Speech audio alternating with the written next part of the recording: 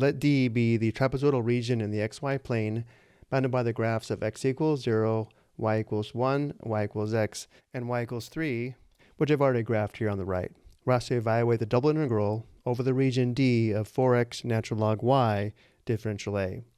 We first need to decide the order of integration. Looking at the region D, notice how, if we look at it from left to right, the region is bounded on the left by x equals 0, and on the right by y equals x. But if we consider the same region bounded below and above, notice how the region is bounded below by y equals 1 and above by y equals 3, only from x equals 0 to x equals 1. To the right of x equals 1, the region is bounded below by the line y equals x and above by the line y equals 3.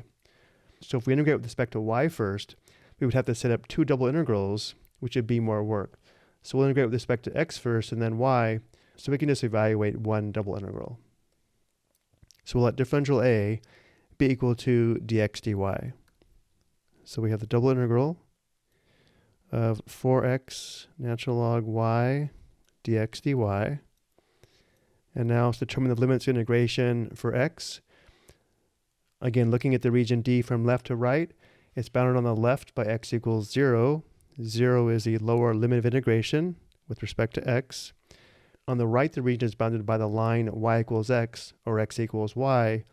Y is the upper limit of integration. Remember, we do have to express x in terms of y. The limits of integration for a y are going to be from 1 to 3.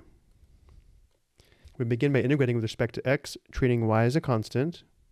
The antiderivative of 4x squared natural log y with respect to x is going to be 4 times x squared divided by 2, or 2x squared natural log y.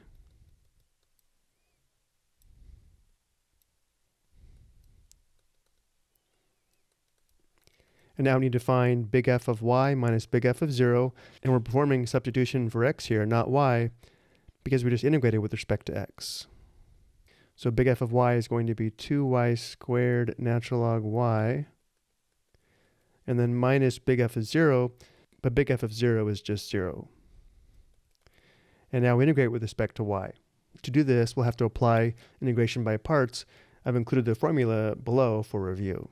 To perform integration by parts, let's let u equal natural log y, and then we'll differentiate to find differential u, and we'll let differential v be equal to 2y squared dy. And we'll integrate to find v. Well, if u equals natural log y, then differential u is equal to 1 over y dy. And if dv equals 2y squared dy, we integrate both sides of the equation to find v. The integral of 2y squared with respect to y is 2 times y cubed divided by 3, or 2/3 y cubed. Let's actually evaluate the indefinite integral first, and then come back and determine the value of the definite integral. Applying integration by parts to the integral of 2y squared natural log y differential y, we have uv minus the integral of v du, where u times v is 2/3 y cubed natural log y minus the integral of v du, which is 2/3 y cubed times 1 over y differential y. Let's go ahead and simplify this. We have 2/3 y cubed natural log y minus the integral of 2/3 y squared differential y. Integrating with respect to y one more time, we have 2/3 y cubed natural log y, and then minus 2/3 times y cubed divided by 3, which is going to be 2/9 y cubed, and then plus c. Now that we have the antiderivative, we can go back and evaluate the definite integral.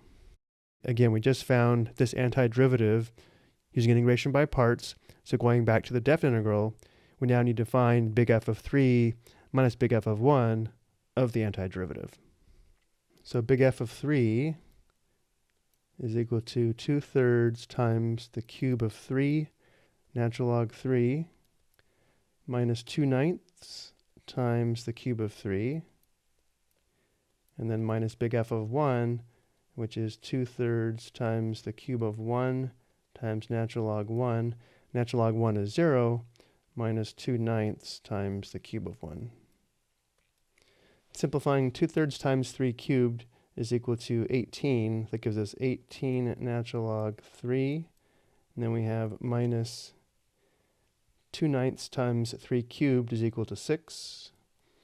And then we have minus natural log 1 is 0. Here we have negative 2/9. Minus negative 2/9 becomes plus 2/9. So simplifying, we have exactly 18 natural log 3. And then negative 6 plus 2/9 is equal to negative 52/9.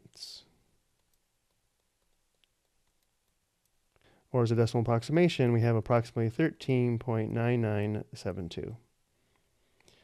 I hope you found this helpful.